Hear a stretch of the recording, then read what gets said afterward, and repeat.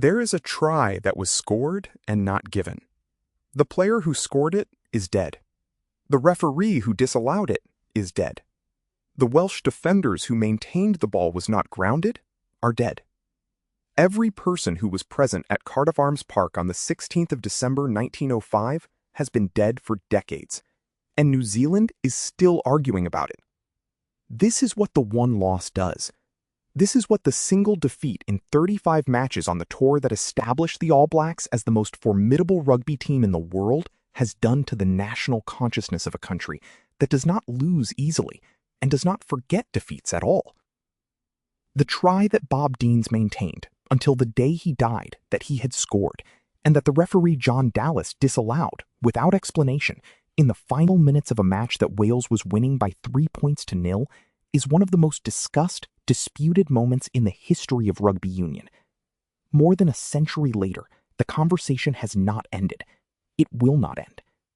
The loss has not been resolved by time, and New Zealand does not appear to want it resolved, because the unresolved loss is part of what the original All Blacks mean, and what Dave Gallagher, their captain, represents. But there is something else in the story that the century of rugby argument has not always kept clearly in view. The player who argued most fiercely that the try should have been given, Bob Deans of Canterbury, who crossed the Welsh line and grounded the ball, or who was dragged back before grounding it, depending on who was standing where, died in 1908 at 24 years old from a ruptured appendix.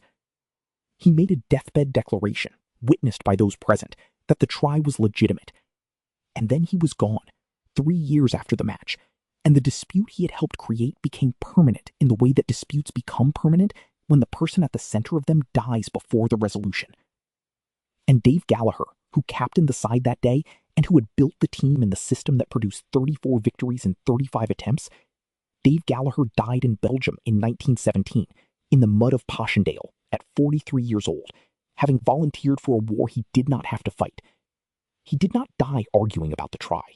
He died in different mud, for different reasons, having spent the years between the tour and the war building on what the tour had established and preparing the country for what he apparently believed the tour had made necessary. The try and the mud are not the same story, but they are the same person's story and the same country story, and understanding what the one loss means requires understanding both. Dave Gallagher was born in the townland of Ramelton in County Donegal, Ireland, on the 30th of October 1873. He was the sixth child of James Gallagher and Catherine Gallagher, who were farming people in the specific and constrained circumstances of rural Ireland in the 1870s, a time and a place where the combination of poverty and limited land and the aftermath of the Great Famine had made the option of emigration not merely possible, but for many families the most rational available response to what the land could not provide. The Gallaghers made the choice that hundreds of thousands of Irish families made in the second half of the 19th century. They left.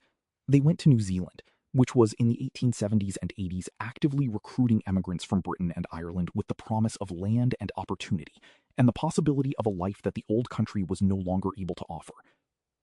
They arrived in Auckland, and the Gallagher children, Dave among them, still young enough that the new country would become his country in the full sense, the country of his formation and his identity, rather than simply the country of his address. He grew up in Auckland. He played rugby, because rugby in Auckland in the 1880s and 90s was what sport meant, was the medium through which the physical energies of young men of his generation were channeled and evaluated and made into something that the community could celebrate. He was good at it, then very good at it. Then, as the 1900s approached and his career reached its maturity, among the best in the country at a sport that the country was in the process of discovering it was the best in the world at. He was a wing forward. The wing forward position was, in the early years of rugby union, a relatively new development, a position that existed in different forms in different national playing traditions, and that New Zealand had developed into something specifically tactical and specifically effective. The wing forward broke quickly from the scrum and harassed the opposing backs before they could run, and fulfilled at the same time a function in attack that the conventional back row forwards of the era did not provide. It was a position that required a specific combination of qualities: the forward's physical presence and the back's mobility, the aggression to break from the scrum, and the intelligence to read what was needed next. Dave Gallagher had these qualities in full measure. He also had the quality that separates the good player from the influential one, the capacity to think about the game at a level beyond the immediate physical context, to understand what systems of play produced which results, and what principles governed the relationship between the parts of the team and the coherence of the whole. He was, in the vocabulary of a later era, a rugby intellectual, a person for whom the game was not just a physical competition, but a problem to be solved with intelligence as well as athleticism. He and Billy Stead would eventually write the book, literally write the book, that encoded the New Zealand system for the wider rugby world. The Complete Rugby Footballer on the New Zealand System, published in 1906, is the record of what Gallagher and Stead had worked out about how rugby should be played, the formations, the tactics, the principles of team organization that the original All Blacks had deployed so effectively in Britain and France. It is a remarkable document, a coaching manual produced by active players in the early years of the professional era of thinking about sport, before the analytical frameworks that are now standard had been developed. He was selected to captain the touring team in 1905. The selection was not a surprise. He was the Auckland captain, he was the most experienced and most intelligent rugby leader in the country, and he had the specific combination of personal authority and technical knowledge that the management of a long and difficult overseas tour requires. The tour would be 5 months, 35 matches, across Britain, Ireland, and France. It would be the most demanding rugby program any New Zealand team had faced. It required a captain who could hold the team together through the inevitable difficulties, the injuries, the fatigue, the hostility of some of the opposition and their supporters, the unfamiliarity of the conditions and the grounds and the refereeing standards. He held them together. The tour began in September 1905 and proceeded through the autumn and winter of the British Isles with a ferocity and a consistency that the rugby world had not seen before. Devon, Cornwall, Bristol, Northampton. The early matches were won with margins that established the tone. England, Scotland, Ireland. The international matches were won with the authority of a team that knew exactly what it was doing and why, that had a system and had practiced it until the system was second nature, and that had the individual quality in every position to execute the system under the conditions of international competition. 34 victories, 1 defeat. The defeat came in Cardiff on the 16th of December, 1905. Wales was the best team in the British Isles at that time, a team that had been building toward this match through its own domestic rivalry and its own developing playing tradition, and that had the specific advantage of playing at Cardiff Arms Park before a crowd that was in the tens of thousands, and that was, by all accounts, the most passionately committed sporting crowd that the New Zealand players had encountered on the tour. Teddy Morgan scored in the first half. Wales led by 3 points at halftime. In the second half, Dave Gallagher's All Blacks pressed for the try that would level the match, and then for the try that would win it. In the final minutes, Bob Deans made his run. What happened next depends on where you were standing. From the New Zealand perspective, Deans crossed the Welsh try line, grounded the ball, was then dragged back before the referee arrived to confirm the score. Dallas disallowed the try. New Zealand lost. From the Welsh perspective, Deans was held up before reaching the try line, or grounded the ball on the wrong side of it, or was otherwise not successful in completing the score. Dallas made the correct call. Wales won. Dallas himself, the Scottish referee, gave no public explanation of his decision that has survived in any form that resolves the dispute. He made the ruling. The match ended. Wales had won. New Zealand had lost for the only time in 35 attempts. Bob Deans went home and died 3 years later, at 24, from a ruptured appendix. He made a statement before his death that the try was legitimate. The statement was witnessed and recorded. It did not resolve the dispute. It became, instead, the most frequently cited piece of evidence in a dispute that has no final resolution, because the people with direct knowledge of what happened are all dead. Dave Gallagher went home and spent the next several years doing what people do who have established something significant, building on it, extending it, maintaining the tradition that the tour had begun. The All Blacks went on touring and winning. The playing system that Gallagher and Stead had developed continued to evolve. The legend of the originals became the foundation on which subsequent All Black generations were built. And then the war came. He enlisted in 1916. He was 42 years old, turning 43. He had already served in the Boer War more than a decade earlier and knew what military service meant in physical and psychological terms. He was beyond the age at which conscription applied. He did not have to go. He chose to go. The choice is the most revealing single fact about Dave Gallagher as a person. The rugby was extraordinary, and the book was significant, and the captaincy was historic. But the choice to enlist at 43, beyond conscription age, in a war that was already well advanced and that any informed person understood was consuming human life at a rate that had no precedent in history. This choice is the expression of a person whose idea of obligation was total. He sailed for Europe with the New Zealand Expeditionary Force and served on the Western Front. He was killed at the Battle of Passchendaele on the 4th of October, 1917. He is buried at Nine Elms British Cemetery near Poppering in Belgium. 34 victories and 1 disputed loss. Then Belgium. The one loss still haunts New Zealand. The question is whether the haunting is proportionate, whether the century of rugby argument about a try at Cardiff Arms Park has done adequate service to the memory of the man who captained the team that day and who died 12 years later in the mud of Passchendaele. The try was disputed. The death was not. Both are Dave Gallagher's. And the full story of what he means to New Zealand, what the originals mean, what the tour means, what the one loss means, requires holding both in view simultaneously. He built the All Blacks. He led them to 34 victories. He lost 1 game in circumstances that New Zealand has never fully accepted. He wrote the book on how the game should be played. He volunteered for a war at 43. He died in Belgium. That is the account. That is the complete story of what the one loss is part of. And the century of rugby argument has been, in its way, an extended elegy for the man who was there when the try was or was not scored, and who was also there, 12 years later, in the mud that has no disputed calls and no referee, and no book to be written afterward about the system that was supposed to make victory possible. He built the All Blacks. He lost 1 game. He went to war. All 3 things are equally true. The rugby argument has not always managed to keep all 3 in view at once. The rugby world that the original All Blacks entered when they arrived in Britain in September 1905 was a world that did not yet know what was coming. Rugby union in England and Wales and Scotland and Ireland was the game of the public schools and the universities, the game of the social class that had codified it and that administered it with the specific combination of enthusiasm and paternalism that Victorian sporting culture brought to its institutions. It was a game played at a high level in the British Isles, with capable players and competitive matches and a genuine tradition. But it was not a game that had been subjected to the kind of systematic tactical analysis and team development that Dave Gallagher and the New Zealand rugby culture had brought to bear on it. The British teams approached the tour with confidence. They had good reason to be confident. Their domestic competitions were robust.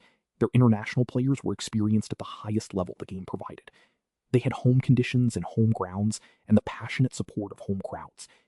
They had, in the English case, invented the game and maintained the belief that invention conferred advantage. The All Blacks approached the tour with something different. They had a system.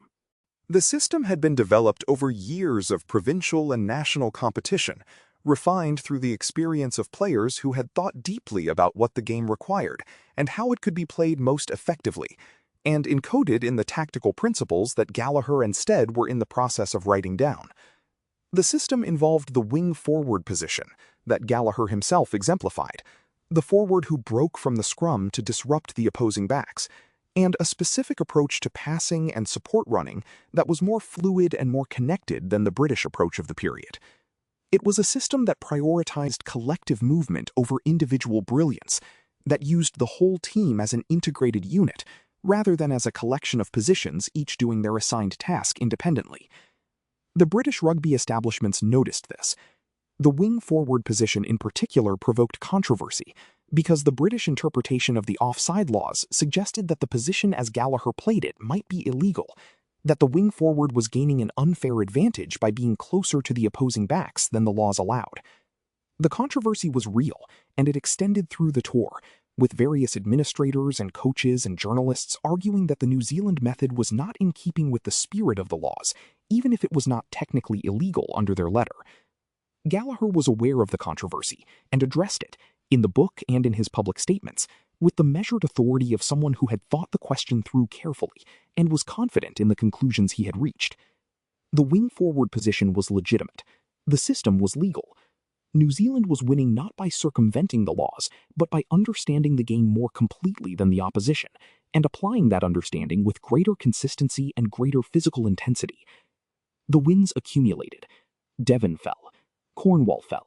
The English counties fell. England fell. Scotland fell. Ireland fell. France fell.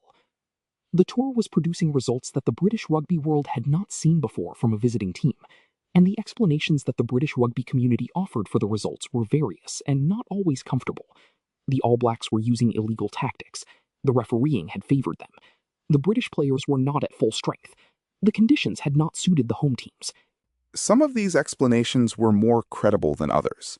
None of them adequately accounted for the pattern of a team that was winning not by a fluke or by favorable conditions, but by the consistent application of a superior system executed by players who were, in every respect, the equal of or superior to their opponents. And then Wales. The Welsh match was different in quality from the other matches on the tour, not only because of its result, but because of what it meant culturally and what it required from both sides. Wales in 1905 was in the middle of a golden era of its rugby history, a period of exceptional talent and collective belief that the Welsh game was producing something as significant in its own way as what New Zealand was producing. The match at Cardiff Arms Park was the meeting of two genuine rugby cultures at their respective peaks, and the crowd of more than 40,000 people who filled the ground understood that they were watching something more than a single match. The atmosphere was described by players on both sides as unlike anything they had experienced. The Welsh crowd did not merely cheer, they sang. They produced the specific quality of collective sound that the Welsh choral tradition had trained them to produce, and they directed it at their team with an intensity that the New Zealand players, who had played in front of large and enthusiastic crowds throughout the tour, identified as something qualitatively different from what they had experienced elsewhere. Wales scored first, through Teddy Morgan in the first half. The try was converted. Wales led 3-0.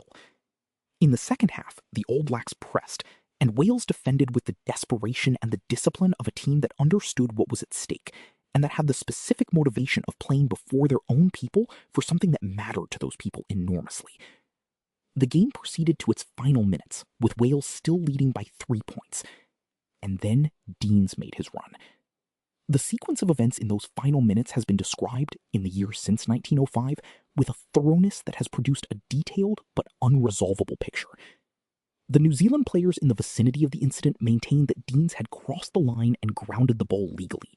The Welsh players in the vicinity maintained that he had been held up or had not made it to the line.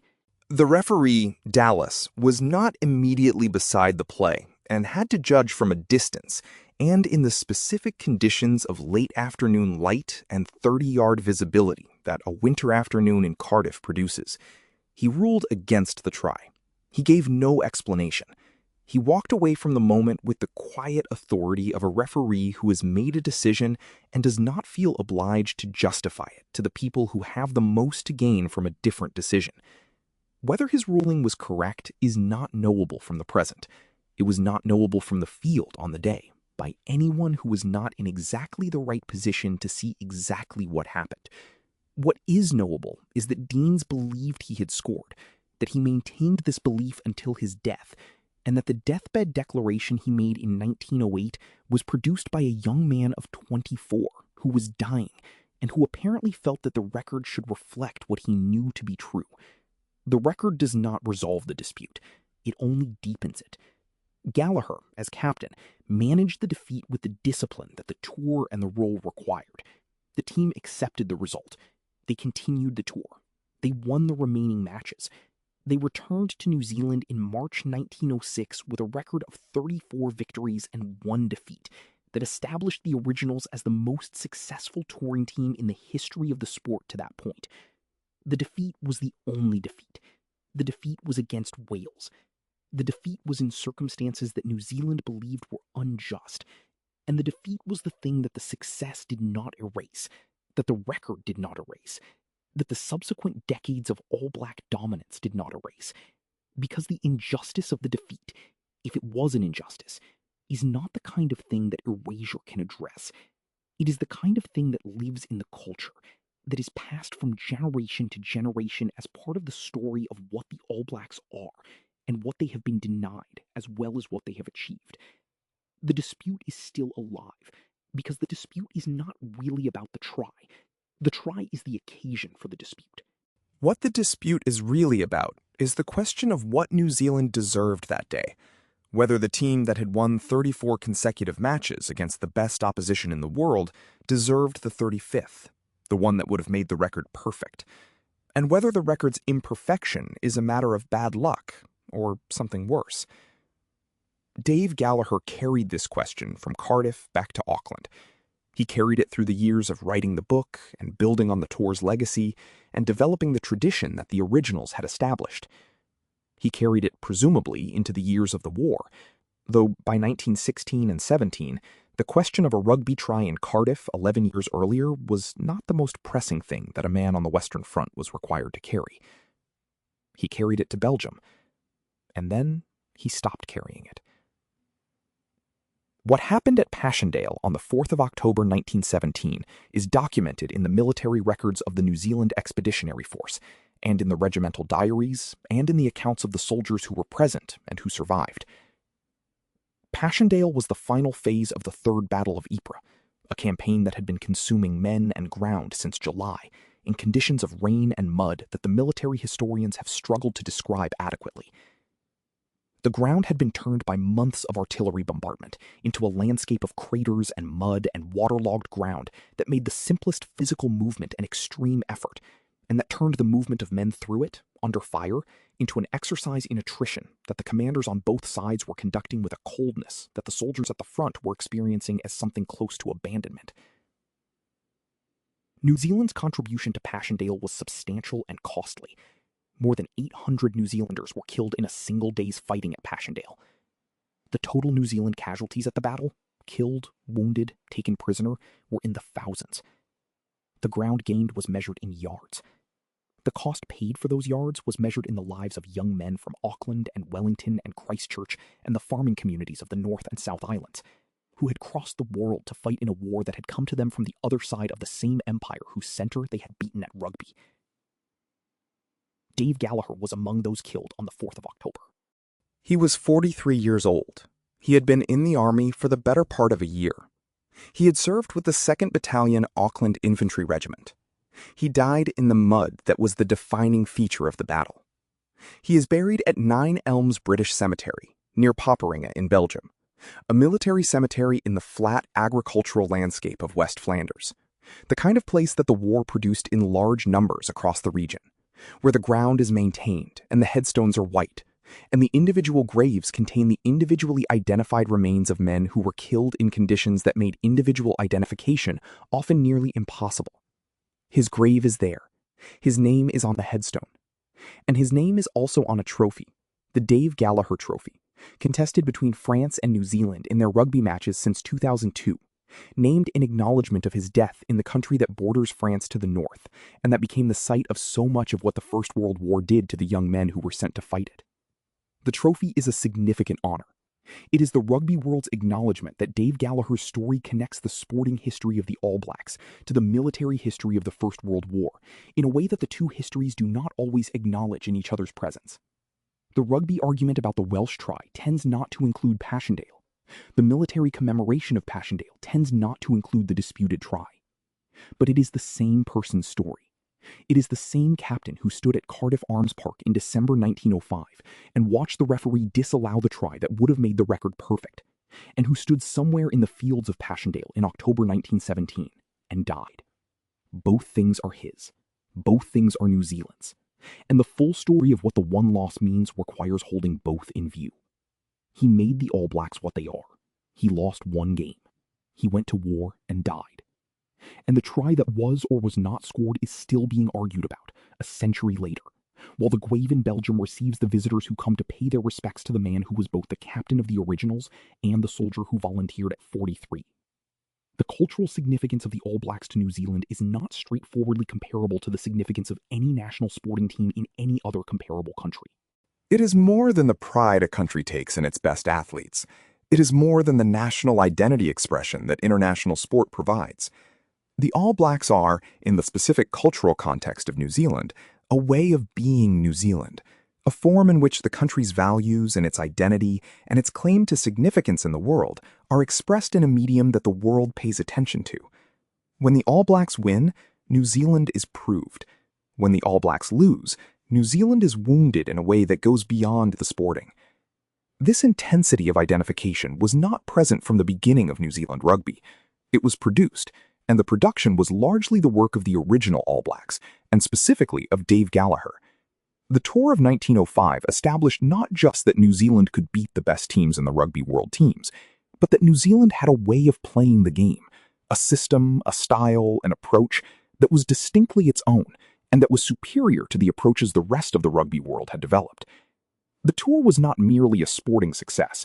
It was the demonstration, in the international arena, that this small colony at the far end of the Pacific had developed something original and excellent, that it was not simply reproducing what it had imported from Britain, but had taken what Britain gave it and made it into something better. The significance of this, for a colony that was, in 1905, still in the process of forming its sense of itself as a distinct place with a distinct identity and distinct capabilities, cannot be overstated. New Zealand in 1905 was 50 years old as a self-governing entity. It was still, in many cultural respects, deeply connected to and dependent on Britain for its sense of what standards of excellence looked like and what being good at things meant. To go to Britain and beat Britain at its own game, to go to Cardiff Arms Park and almost beat Wales, to go to Twickenham and beat England, to go to Edinburgh and beat Scotland, was to demonstrate that the colony had matured into something capable of competing on equal or superior terms with the originating culture. The one loss at Cardiff was, in this context, the most painful of all the possible losses, precisely because Wales was the best team in Britain at the time, and because the match was the closest the tour came to a genuine contest between equals. The 31-0 victory over England was not a contest between equals. The 3-0 loss to Wales was, and the 3-0 loss to Wales turned on a decision that New Zealand believed was wrong. The wrongness of the decision, if it was wrong, was not simply a sporting injustice. It was the denial of what the tour had set out to prove, that New Zealand could go to Britain and win completely, without equivocation, without disputed decisions going against them. The disputed try is the thing that prevented the proof from being complete. The incomplete proof is what New Zealand has been arguing about for over a century. Dave Gallagher built the system that produced the tour. He captained the team that executed the system. He led the 34 victories. He was present for the one defeat. And he spent the remaining years of his life, all 12 of them, as the person who had built and led the thing that had come so close to perfection and had been denied it by a referee's decision in December, and by whatever actually happened when Bob Deans crossed or did not cross the Welsh try line. What did Gallagher think about the Wales defeat in the years that followed? The documentary record is limited.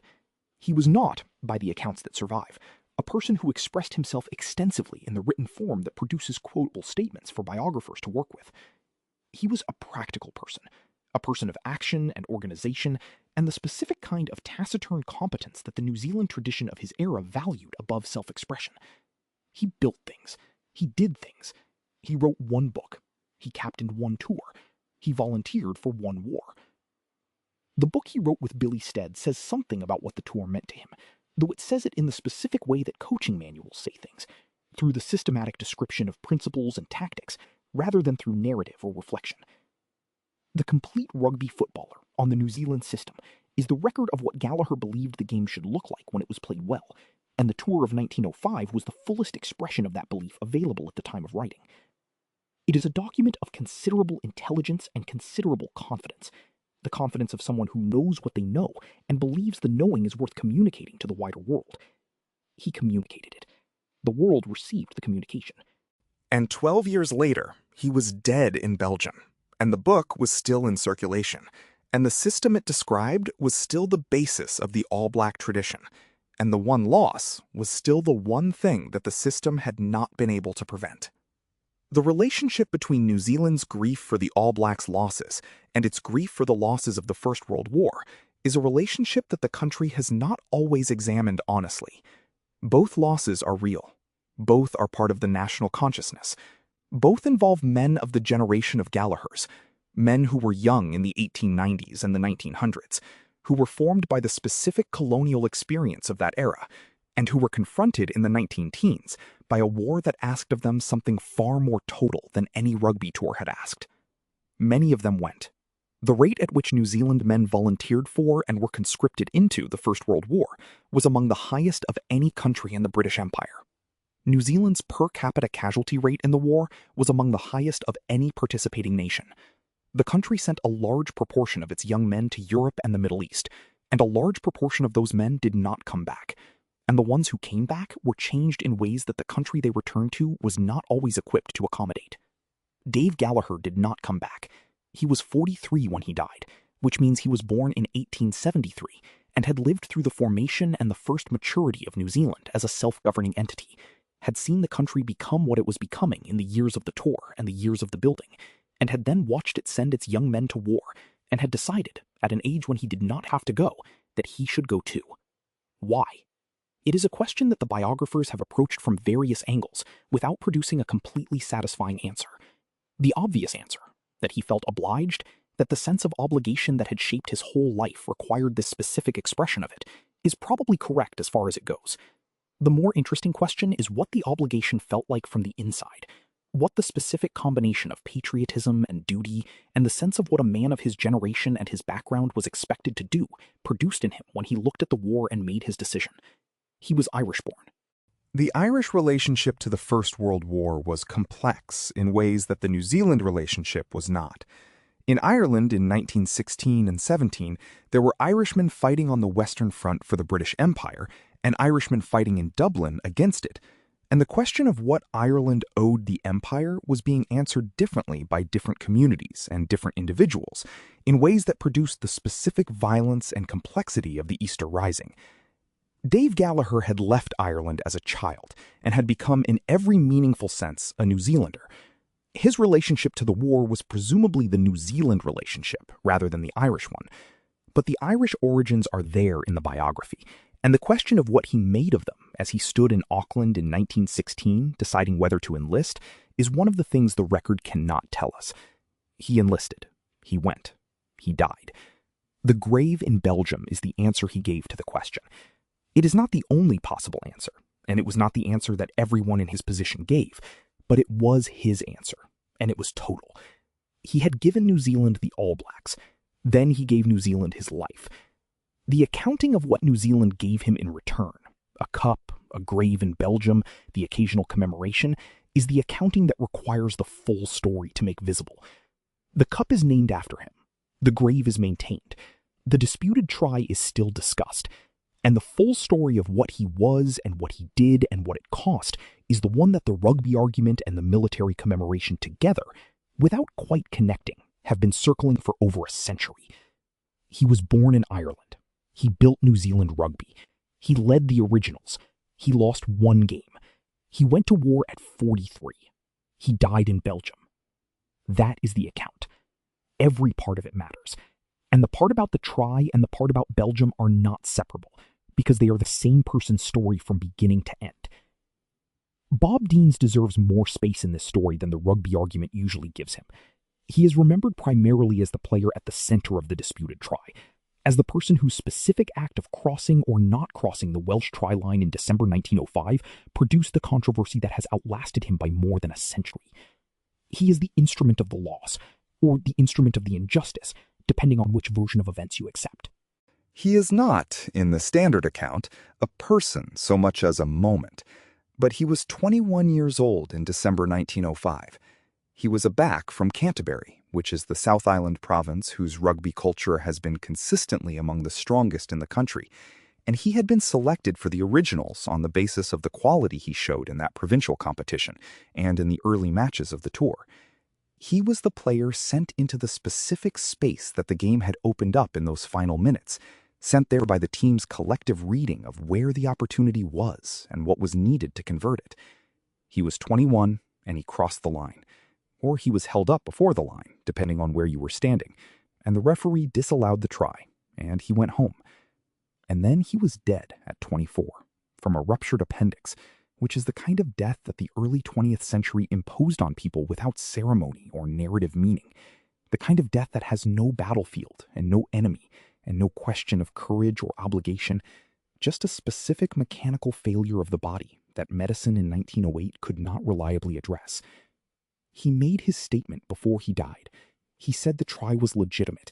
He said it in the specific way that people say things before they die, with the urgency of someone who is running out of the time in which the record can still be corrected, who wants to ensure that what they know to be true is not left unchallenged simply because they are no longer available to challenge it. The statement survived him. It is cited in every account of the disputed try. It has become the centerpiece of the New Zealand position, the deathbed declaration of the player who was there, who grounded the ball, and who died maintaining that what he grounded it on was the right side of the line. But the statement is not evidence in the strict sense. A deathbed declaration is not a sworn testimony. It is not subject to cross-examination. It is not accompanied by the accounts of the neutral observers who might have provided the corroboration that would convert a sincere belief into a verified fact. It is the expression of what Deans believed, or wanted to believe, or needed to believe as he was dying. And the distinction between those three things is not one that a deathbed declaration can resolve. He believed it, he said it, he died. The Welsh players who were present maintained the opposite view. Some of them also lived long enough to make their own statements, in interviews and in memoirs, and in the conversations that journalists and historians recorded over the subsequent decades. They maintained, with the consistency of people who have reviewed a moment many times and have arrived at a stable account of it, that Deans did not score, that he was held up before the line, or that he grounded the ball on the wrong side of it, or that he was otherwise unsuccessful in completing the try. The two sets of witnesses cancel each other out. The referee's decision stands. The match is recorded as a Welsh victory by 3 points to 0, and New Zealand has been arguing about it ever since. The argument is not really about the facts, because the facts are not available in the form that would resolve the argument. It is about the meaning. It is about what New Zealand deserves from its rugby history, about whether the record of the originals should carry the asterisk of the disputed loss, or whether the loss should be understood as the result of a decision that was wrong, and that, if it had been right, would have produced the perfect record that the tour deserved. Dave Gallagher, as captain, is the person whose authority is most directly implicated in the argument. He was there. He saw what happened, or saw what the specific position of the captain on the field in those circumstances allowed him to see. He had the standing to lodge a protest, and the accounts of the immediate aftermath of the match suggest that the New Zealand team did contest the decision. And then he went home, and he wrote the book, and he continued to build the tradition, and eventually he volunteered for the war. What the argument about the try does not always include is this, that Dave Gallagher lived with the loss for 12 years before he died, and that his death was not a consequence of the loss, and that the loss was one element in a life that included many things more significant than a referee's decision on a December afternoon in Cardiff. He built New Zealand rugby's identity. He did that. The disputed try is part of the story of how the identity was established, part of the story of the originals and what they represented and what they were denied. But it is not the whole story. It is not even the most important part of the story. The most important part of the story is what the tour established about what New Zealand was and what it was capable of. The proof that the colony had produced something original and excellent, something that could go to the heart of the empire and compete and almost entirely prevail. The one loss does not undo the proof. It complicates it. It adds the specific quality of incompleteness that prevents the proof from being absolute. But absolute proof is not available to colonies, or to people, or to teams that play 35 matches and lose 1. The world is not organized to produce absolute proof. What it produces is evidence, and the evidence from the 1905 tour is overwhelming. 34 victories, 1 defeat, 1 disputed try, a record that the rugby world had never seen before, and that established the foundation on which the All Blacks built everything that followed. Dave Gallagher built that foundation. He built it from Ireland to New Zealand to Britain and back, from the playing fields of Auckland to the specific tactical thinking that the book recorded, from the captaincy that held the team together through 5 months of demanding competition. He built it, and it has lasted more than a century. The world is still playing rugby the way New Zealand shaped the game to be played. The All Blacks are still the team that other teams measure themselves against. The identity that the originals established, the identity of intensity and excellence, and the specific quality of commitment that the All Black jersey represents, is still the identity that New Zealand projects through the game. He made that identity. The dispute about the Welsh try is the shadow at its edge, the unresolved element that the absolute version of the story would not contain, but that the honest version must include. The honest version includes the disputed try, and it includes Passchendaele, and it includes the 43-year-old who volunteered, and the grave in Belgium, and the cup that France and New Zealand contest in his name. All of it is his. All of it is New Zealand's. The argument about the try is the country's way of staying in the conversation with a moment that shaped it, staying in the argument with history, rather than accepting a conclusion that feels incomplete. The conclusion is incomplete. Bob Dean said the try was good. He died at 24. Dave Gallagher led the team that day. He died at 43 in Belgium. The referee disallowed the try. He died sometime in the 20th century, less remembered than either of the two New Zealanders at the center of the dispute he adjudicated. None of them are available to resolve the question. The question remains. New Zealand is still asking it. New Zealand will continue asking it. The asking is part of what the originals bequeathed to the tradition they established. The specific quality of incompleteness that prevents the story from closing, that keeps the conversation open, that ensures that the founding moment of the All Black tradition is not a triumphant record of unbroken success, but something more complicated, and therefore more interesting and more true. He built the All Blacks. He lost one game. He went to war. He died. The story is not finished. It never will be.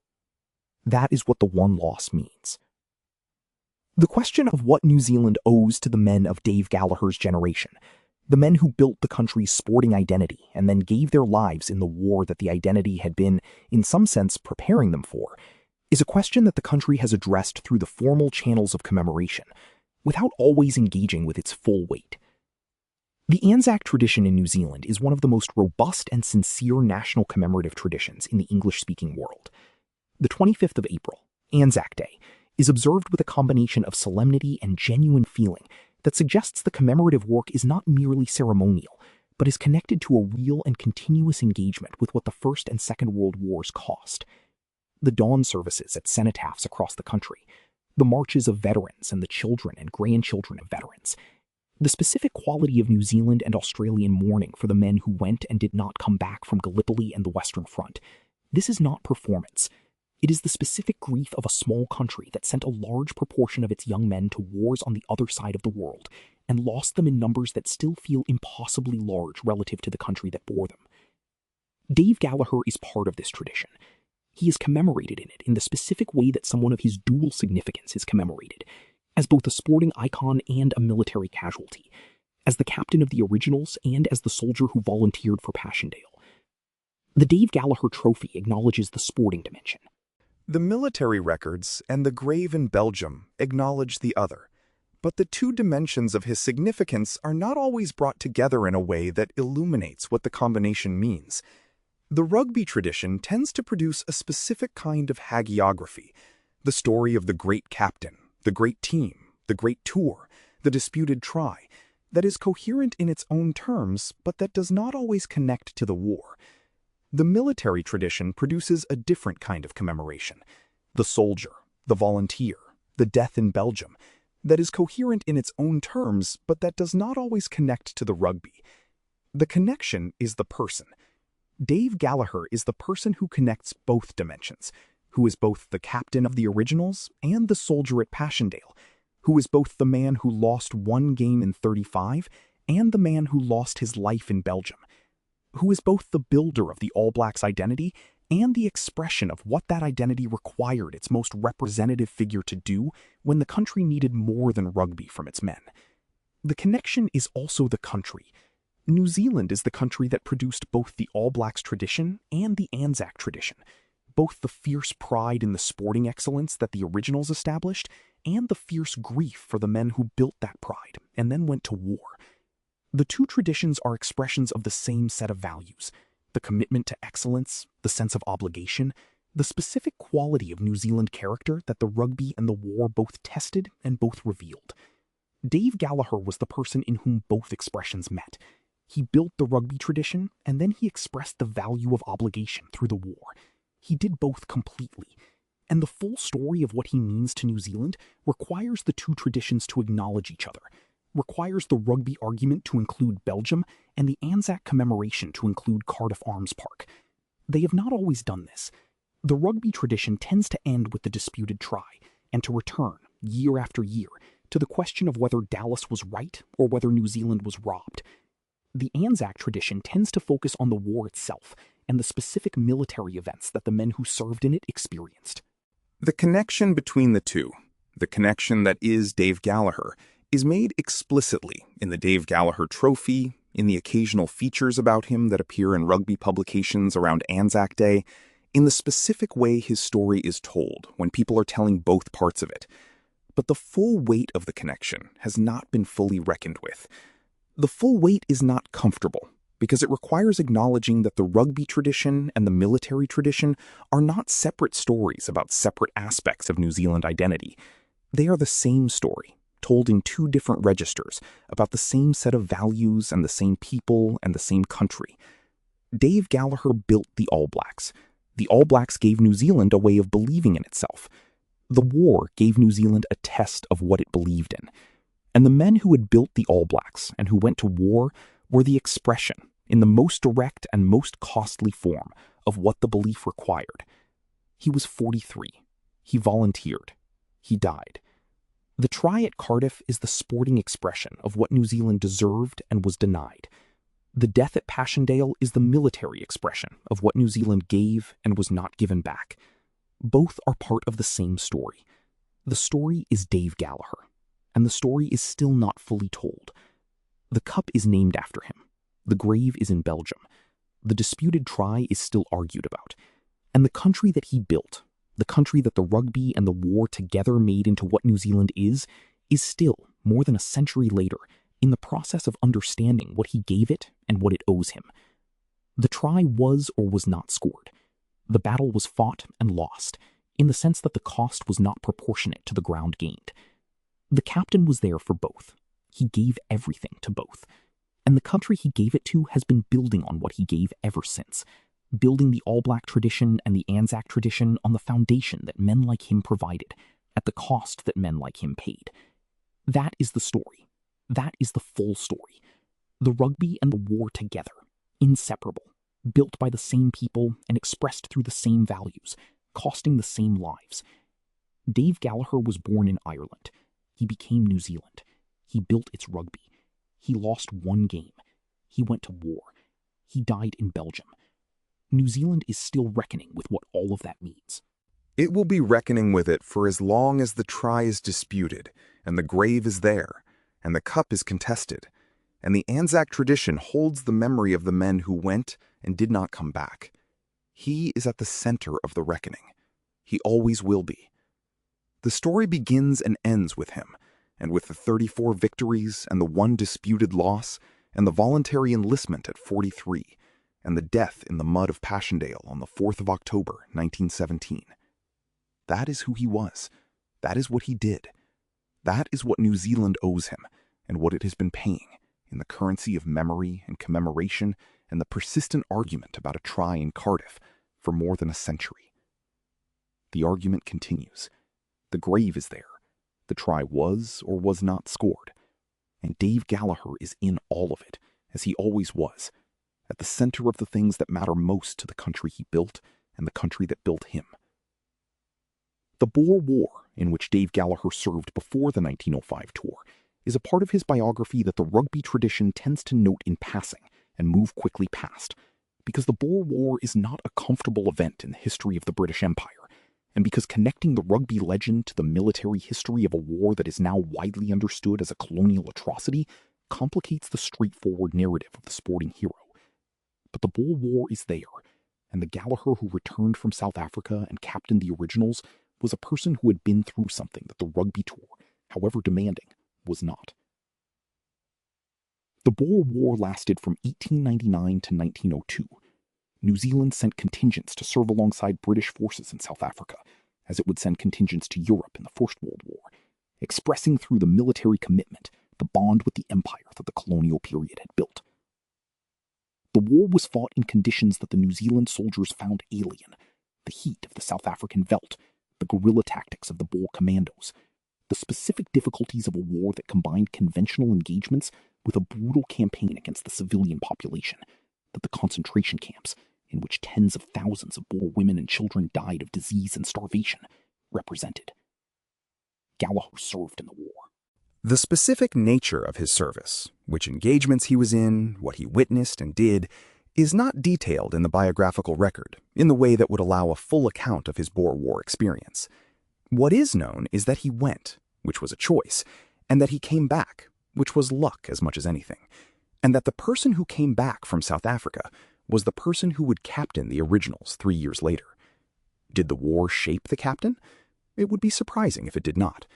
A person who has experienced military service, with its specific combination of extreme conditions and collective action and the proximity of death, carries that experience into everything they do afterward. The rugby captaincy requires qualities that overlap with the qualities military service develops: the management of people under pressure, the maintenance of collective focus and individual morale through difficulty, the specific kind of authority that is effective not because of rank, but because of the person who holds it. Gallagher had these qualities in full. The tour of 1905 demonstrated them across 5 months of competitive and logistical pressure that tested the team and its captain in ways that purely domestic competition could not have provided.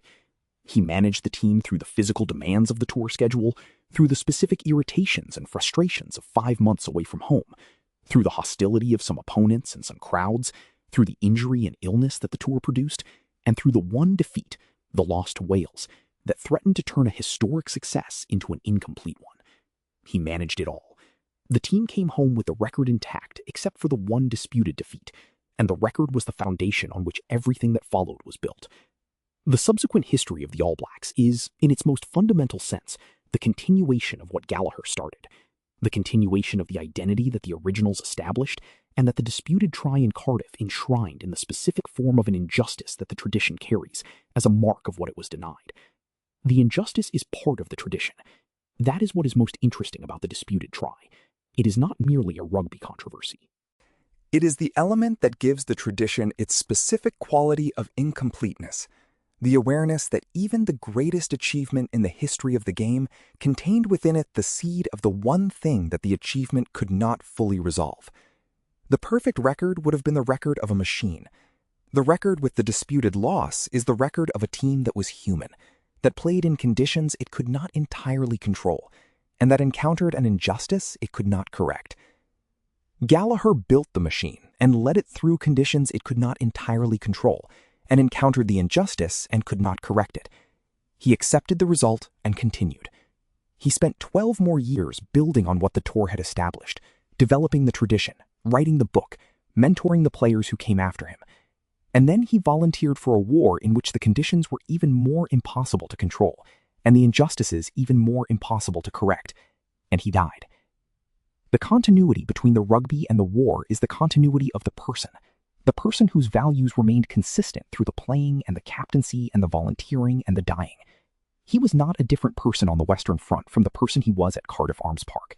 He was the same person, with the same set of values, the commitment to collective action, the sense of obligation, the willingness to be where the most demanding situation required him to be, expressed in different circumstances. The circumstances of the Western Front were incomparably more terrible than the circumstances of Cardiff Arms Park, but the person who showed up in both places was the same person. And the tradition he built in the one place and the sacrifice he made in the other are not separable, because they are both expressions of the same character. The All Blacks carry his legacy in the tradition he established. New Zealand carries his legacy in the Anzac tradition that commemorates his death and the deaths of the men who died alongside him. And the rugby argument about the Welsh try carries his legacy in the specific way that arguments about injustice carry the legacy of the person who experienced the injustice, as a refusal to accept an unsatisfactory conclusion, as a persistence of engagement with a question that deserves a better answer than it has received. He deserved the better answer. He did not receive it. The try was disallowed. The war was fought and won, and he did not come back from it.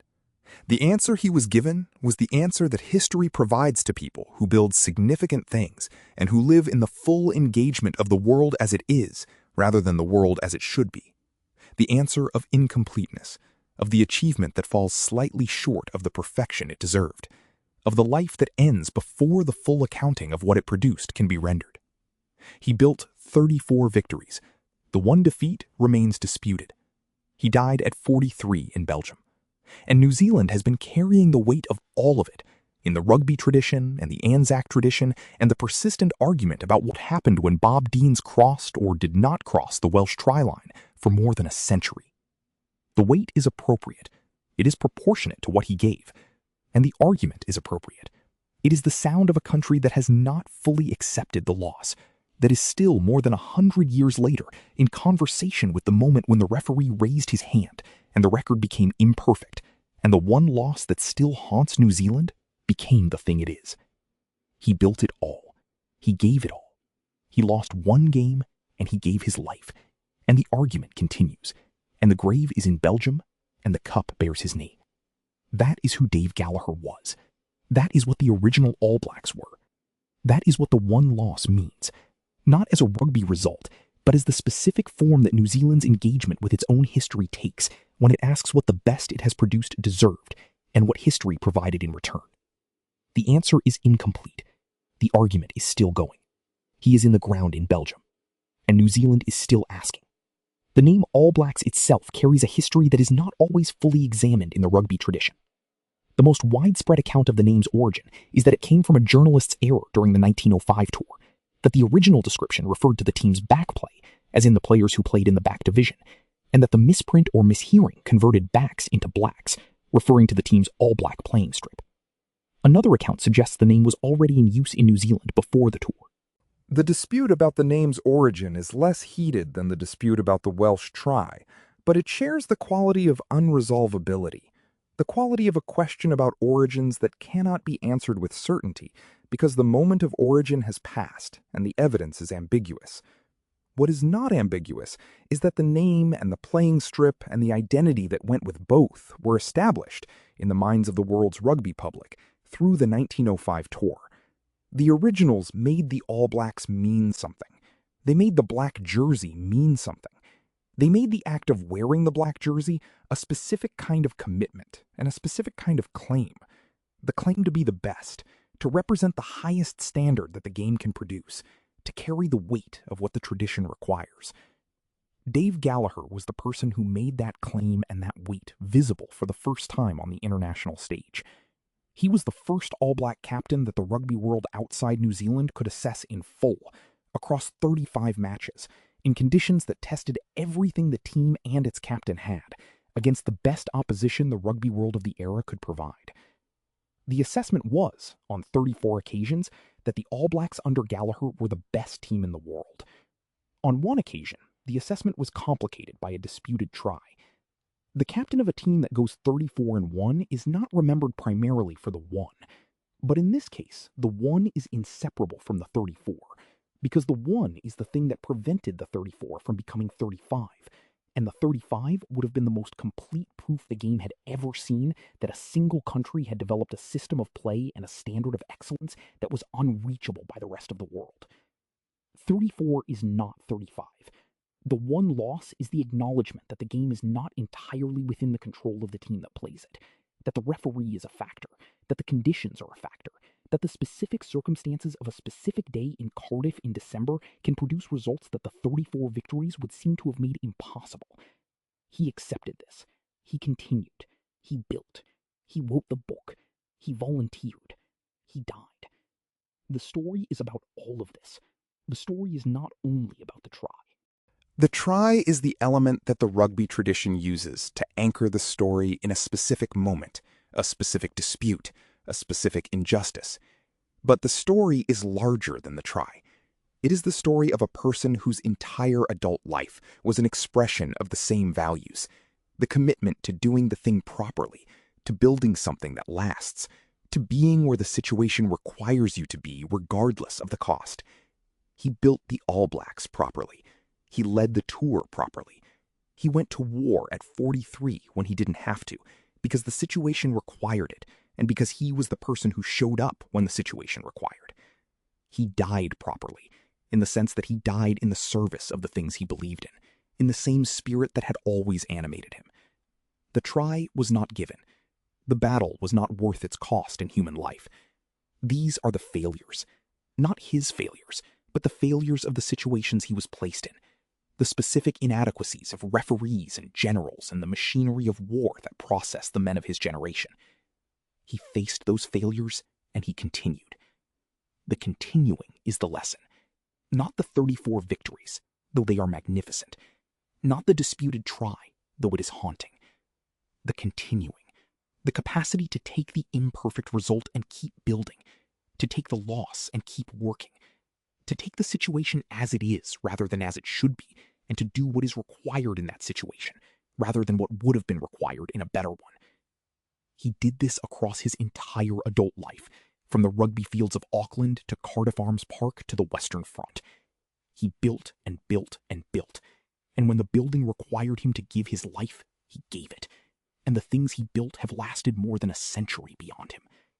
The All Blacks are the most successful team in the history of rugby union. The tradition he helped establish is the tradition that produced that success. The one loss in 35 matches on the tour of 1905 is the shadow at the edge of the foundation, the unresolved element that prevents the story from closing, that keeps the conversation open, that ensures the founding moment is human rather than perfect. He was human. He built something larger than himself. He died before it was finished. New Zealand is still finishing it.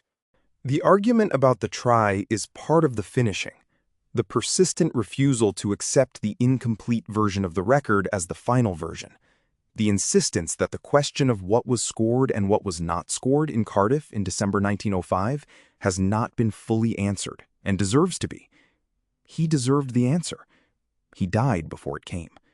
And New Zealand has been asking it on his behalf and on behalf of the 31 team members of the originals, and on behalf of the tradition that the tour established, ever since. The argument will continue. The grave is in Belgium. The cup bears his name. The try was or was not scored. Dave Gallagher built it all. He started in Ireland, he finished in Belgium. And everything between those two places is the story of what one person can do with 30 years and a clear understanding of what the situation requires. The visitors who come to Nine Elms British Cemetery near Popringy in Belgium come mostly for the Anzac commemorations, for the specific days when New Zealand and Australia observe the losses of the First World War with the formality and the feeling that the Anzac tradition has maintained for more than a century. They come to the cemetery and they find the headstones, white and regular in the maintained ground, and they find names from the places they know, New Zealand names, Auckland names, names from the provinces and the towns and the farms that provided the men who are buried here. Among those names is David Gallagher. The headstone says what the headstones say: name, rank, regiment, date of death, age. It says what the official record provides. It does not say that the person lying beneath it was the captain of the most celebrated touring rugby team in the history of the sport, or that he invented the wing forward position, or that he co-wrote the book that encoded the New Zealand playing system, or that he had been to Cardiff Arms Park in December 1905 and had lost one game in 35, and that New Zealand has been arguing about the one game ever since. The headstone is a headstone. It does the work that headstones do. The work that it cannot do, the work of holding the full story, is the work that the people who come to the cemetery do when they stand in front of the stone and think about the person whose name is on it. He was born in Ireland. He was formed in New Zealand. He built the All Blacks. He led the originals. He lost one game. He went to war. He died in Belgium. He is buried here. The visitors stand in front of the stone, and some of them know all of this, and some of them know only part of it, and some of them know only that this is a New Zealander who died in the First World War, which is enough, which is the whole story in its most compressed form. New Zealand sent its men here. They did not come back. The country has been reckoning with the sending and the not coming back for more than a century, in the Anzac tradition and in the specific stories of specific people, the stories that attach the abstract number of casualties to the specific faces and names and lives that the number represents. Dave Gallagher's face and name and life are as specific as any of them. More specific than most, because the rugby and the book and the captaincy give him a biography that can be told in detail, that connects him to the country he built something for, and to the game that the country still uses as a way of expressing what it is. The game continues. The All Blacks continue. The tradition he helped establish continues. The argument about the Welsh try continues. And the grave is there, in the flat agricultural landscape of West Flanders, in the cemetery with the white headstones, in the ground that the war made permanent. He is in the ground. He is also in the tradition. He is in the black jersey and in the specific quality of what the jersey means, the commitment to excellence, the weight of the history, the obligation to the standard that the men who built it paid for with their labor and their lives. He paid with his life. The jersey carries the weight of it. The argument about the try carries the weight of it. The Anzac Day services at cenotaphs across New Zealand carry the weight of it. The weight is appropriate. It is proportionate to what he gave. And the giving continues, in the game and in the tradition, and in the persistent, unresolved question about what happened on the 16th of December, 1905, when Bob Deans ran toward the Welsh try line and the referee disallowed what New Zealand believes was the try that would have made the record perfect. The record is not perfect. It never will be. And Dave Gallagher, who captained the team that day and who built the tradition that the imperfect record began, is in Belgium, where the ground is flat and the headstones are white, and the story is still being told by the people who come to stand in front of his name and think about what it means. It means the All Blacks. It means the one loss. It means Belgium. It means everything that one person can build and give and lose in a life that starts in Ireland and ends in the mud, and achieves between those 2 points something that the country that received it has been building on ever since. He built the All Blacks. He lost one game. He went to war. He died in Belgium. New Zealand is still arguing about the try. The try was or was not scored. The argument will continue. The grave is there, and Dave Gallagher is at the center of all of it, as he was always at the center of the things that mattered most, showing up, doing what was required, giving what was needed, building what the situation demanded. He built it. New Zealand is still building on it.